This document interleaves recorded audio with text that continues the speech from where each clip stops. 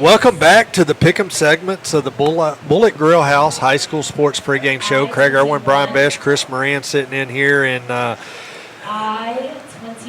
guys, we got a couple good games, local games going to be going on in the area. And it's really more than just local. Corrigan and Normandy this week. But let's jump into Cold Spring hosting Woodville tonight, Friday night. And a game that I feel like is going to really test the Trojans, and really, I think it's really going to back up what I've said.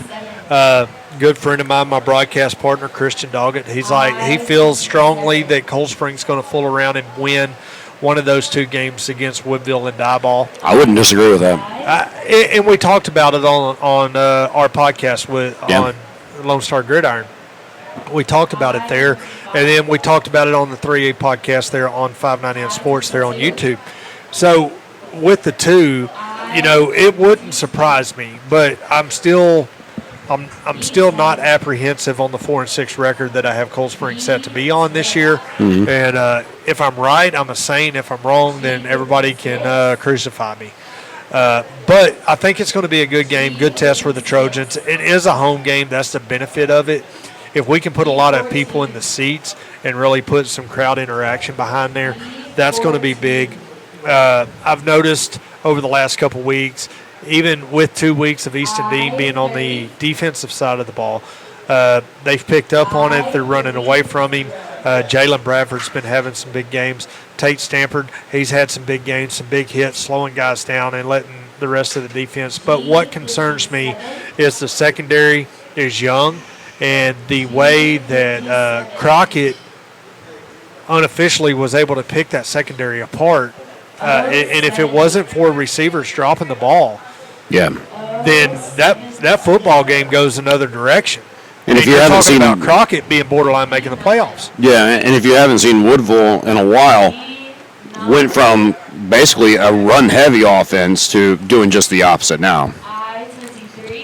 And that's key against a suspect Cold Spring secondary. So it's going to be interesting to see what kind of adjustments they can make. I'm excited. Chris, I know, aren't y'all bringing some food? We might be bringing some food. The press box may have some food coming Friday night. Little Birdie must have told you already. I'm going to get there early. I can promise you that, because I don't miss an opportunity to eat some Bullet Grill House food. What are y'all bringing? I think we're going to bring our brisket chili. That seems to go over so that good. Was really good. And it's great on, I think it's a good game time food. Yes. Bring some, so you can make some Frito pies. You can stick a bowl of chili. So that seems to be the best, easiest thing for everybody to get a quick bite in before the game, and hopefully we'll bring some luck. And it is absolutely good. And just talking about the game, like you say, it's probably not the greatest matchup as far as putting a passing offense against a defensive backfield that has just recently struggled in the game before, but probably set you up well, because it's going to be one of the best that you face going forward in the district, and you'll be prepared in those other games. No, most definitely, because then you're going to fool around and you're going to look at Palestine Westwood, you're going to look at Westwood, you're going to look at Diboll, then you're going to look at Shepherd. So, I mean, that's really how the district shapes up, and it's going to be interesting to see how that falls out. Let's talk about a game that's in the Pick'ems. Okay. Livingston Lions on the road at Huffman. I didn't mean to cut you off, but bingo night here at Bullet Grill House on Wednesday nights. Evidently, Ken Luck's got a bingo. But right off of that, completely threw me off. It's like seeing a squirrel run across. But no, opening up like a squirrel. Opening up district against, and I wrote this in my column. It's Huffman has been the district standard for the past 5-6 years, however long they've been in this district, and it's a deal to where they're probably not on the same level as they have been. The district's gotten so much better from top to bottom, because it was a very top-heavy district for as long as Livingston's been in it. The difference, I believe, this year, and what's going to make a big difference for Huffman going forward, is that you've got a team that is battle-tested. You listed off all those losses that Huffman has, and every single one of those teams is a traditional power. You listed off Silsbee and Navasota. They defeated Needville, and they played Spring Legacy, kind of similar to what Livingston did, and it was a one-score game, first game of the season. So you've got a team that has been through the ringer as far as running the ball, passing the ball. They've seen everything, and that's going to serve them well going forward, and probably in this first district game. You got to imagine that Livingston's going to see a lot of 8-man fronts because Livingston likes to run the football, and everything comes off of that. Coach Vanover mentioned the other day, Huffman has been able to throw the ball. They haven't been able to run it as well as they normally have. They don't stop the run very well. Livingston runs the ball very well. Livingston probably doesn't pass the ball as well as they want to. So you kind of almost polar opposites, but you have an even matchup. And I think it's going to be really interesting. You're going on the road. Livingston seems to play better on the road than they do at home for whatever reason. Who do you got? Oh, Lord. I forgot. At the end of this, I gotta pick somebody. I tell you what, man. I like the trajectory of this Livingston football program. They have, ever since that third game, you get your starting quarterback that returns. He comes back. Every game since then, they won the second game. They really won that third game against Madisonville with incredible. Defense won that game. They really did. They held Madisonville to 102 yards. But the lines, the difference has been the offensive and defensive line. They got a quarterback sneak. Whenever they wanted, they would run a quarterback sneak for 5 yards. I mean, who does that? Right. Whenever they wanted to, they stopped the run. I'm going to pick Livingston, and it's not so much that I'm covering Livingston, and I have to go one way or the other because I'm neutral when I go to these games. Livingston is playing really good football, and unless something's happened since 2 weeks ago, I like the way that they're playing football. Chris? You know, Coach convinced me that this Livingston team is gelling when we had him on, and he said they're gelling, they're coming together. I can't pick against Livingston right now until they show us they're not. And I'm going to have to agree. And visiting with Coach Vanover last week here on the pregame show and being able to talk to him and hearing it come out of his mouth. And Coach Vanover is one of those guys that I feel like if he thought that they were bad, he would tell you, we're bad. We got to get better. He has no qualms about telling you if they're bad. And he's old school. You know, I don't know how old Coach Vanover is. I'm going to say early 60s. And he's going to tell you how it is. He told me this week, sitting in his office on Monday morning, our life flashed before our eyes after that second game because we thought this thing was over. Yeah. If we didn't come back and have the practices that we did, this doesn't happen. Well, I'm going with Livingston in this game, and I feel like Livingston is going to win convincingly over Huffman. I think it's going to be a 2.5 score game for the Livingston Lions. Just off of their defense, because I know Huffman's going to throw the ball. Coach Vanover convinced me that those kids believe in that man defense that they've been playing, and I think that's going to be key.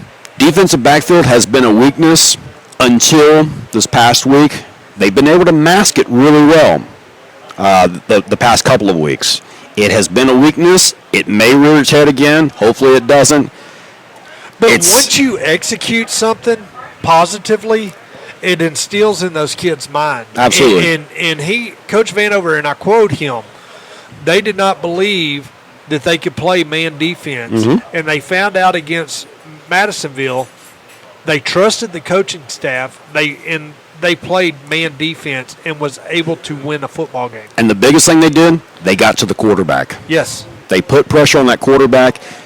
Huffman has a new quarterback for the first time in 3 years. If you get some pressure on him, I'm guessing, and I don't know this for a fact, but if you got a new quarterback, yep, it happens. Let's move over to the next game. All three of us go with Livingston in that first game. North Shore at Summer Creek. I feel like that this is going to be a really good football game and probably the toughest game North Shore is going to have going through district until they get to the playoffs. I'll start it off. Games on the road this week for North Shore. I still think they're going to win this football game by 2 scores. I was going to say, what if you put a 20-point handicap on it? Which way are you choosing them? Because I'm still choosing North Shore. Yeah, obviously. I mean, I picked them by 2 scores. That's 14 points, right? But I'm saying if you give Summer Creek 20 points right now, because I'm still picking North Shore. No, I'm with you. Chris? Yeah, North Shore. North Shore's still the dominant program. Throw a little kink in the plans. Porter on the road at Crosby. Crosby has not been to what they have been these past 10 years. Not what they were last year. But I don't know that Porter's the team that knocks them off. I would pick Crosby. Chris? I got to go with New Caney Porter. I think they are going to go into Crosby and take him down. So you go through and you look. Porter beats Dayton. They lose to New Caney, lose to Kingwood Park, lose to Port Arthur Memorial in a 1-point game. And you see that first game, the Dayton game. And you like, talk wow. about what happened this past week with Dayton. Yes. And you just think, they're world beaters. They can beat anybody if they can take down Dayton. Dayton just took down Nederland 45-0. But here's the thing. You're not the same team in week 1 that you are in week 6. No. If you look at week 1 and you say that's who they are, I mean, that's a fool's errand. They're going to progress. Teams are going to get better. Some teams are going to regress. So I don't know. I would still choose Crosby. So I'm going to – this is really a hard game for me. It is. To pick. And I'm going to go with Porter in this, and I'm going to go with Porter for one reason. A 1-point game against Port Arthur Memorial. Yeah. I tell you what, either way that I chose this, I'm not going to feel good about it. So no, I mean it's probably honestly one of the toughest games in the pick'ems this week. Yeah, I mean because that game can go either way, and you almost want to give Crosby the edge with it being a home game. Yeah, but you look at a 17-18 loss to Port Arthur Memorial on the road for Porter. So me and Chris, this going to be the game that really dumps you in the hole, Brian. Yeah. I'm constantly digging out a hole. So West Georgia Stark on the road at Hampshire Finette. I'll get started on this one, and y'all are probably going to think that I'm crazy. No. You already know where I'm going, don't you? Because Hampshire's had a good season. They have a tight game against Jasper. Yeah.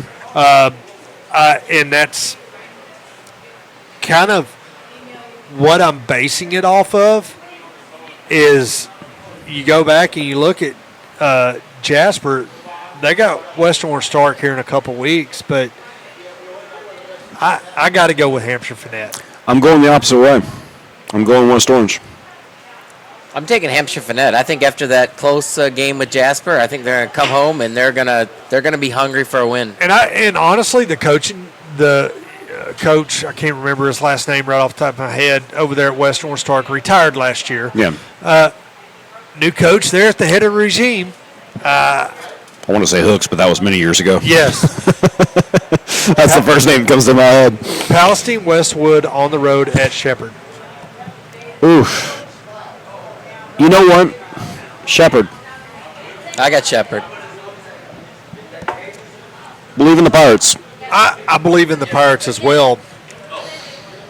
But I know Westwood. You've got something with Westwood. Like, you're really impressed by them. I really am. And I'm going to tell you why, and I've said it numerous times as I pull the screen up. Because we talked about, and the reason I say that, it was either 1 or 2 weeks ago, that you think they edge out Cold Spring for the playoff spot. I really do.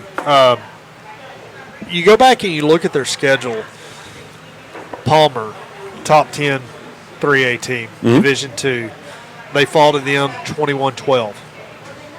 That's essentially a one-score game. New Waverly, top 25 team, 28-36. So they're battle-tested. Yeah. They beat Kemp. That's their only win. They're 1-4 in 0-1 going into district. A very good Shepherd team. I think H.D. Green has been, for the Pirates, the quarterback, I think he's been there for 3 years. He's played at a big 4A level. and I say 4A Division II, but it's big when you're playing Carthage and Jasper and Center and Rusk. And I think that experience, we've mentioned it a few times with Corydon and Camden dropping down from 3A to 2A. Yes. I think that 4A experience is going to play a large role in them having a lot of success this year on the 3A level. I got to go with Shepherd in this game. As much as I'm on the Westwood horse, and I think Westwood's going to finish strong, and that's what's going to give them that playoff run. I lost to Diboll. Diboll's good. We know how good they are. But Shepherd, then Cold Spring, and Cold Spring's going to be on the road at Westwood. Mm-hmm. So last game, Tarkington on the road at Orangefield. Oh, that's it's pretty easy for me. I was going to say kind of the same thing as the North Shore thing. If you give Tarkington 20, who do you pick? Right. No. What do you got, Chris? I got Orangefield. Orangefield. Yeah. Brian's on Orangefield. I'm on Orangefield as well. And honestly, I think last week was the last game that Tarkington wins this year. Hopefully we're wrong about that. I think the Kirbyville game is going to be a good game. Yeah. And I think they're going to be competitive. And it's not like they can't win. No. And I'm not knocking the athletes. We're going probability here. Or the coaching staff. I'm just thinking Tarkington's very young. Sure. And I think that they just got a little work to do. They do. And I think that they're setting a foundation of a new regime. They're setting that foundation, and they're going to build off of that. It's like we said earlier. If they're already winning games at this point, that coaching staff's doing something right. No, you're right. You're listening to the Bullet Grill House High School Sports Pregame Show. We're going to send it back to the studio. Get ready for kickoff. Your Livingston Lions on the road at Huffman in their first district matchup of the season. Ken Luck, Brian Besh got the game for you. Myself, I'm headed over to Cold Spring for the Cold Spring Trojans game on 105.5 KDOL. You can listen to it there. And we appreciate y'all tuning in. We'll see you at the game.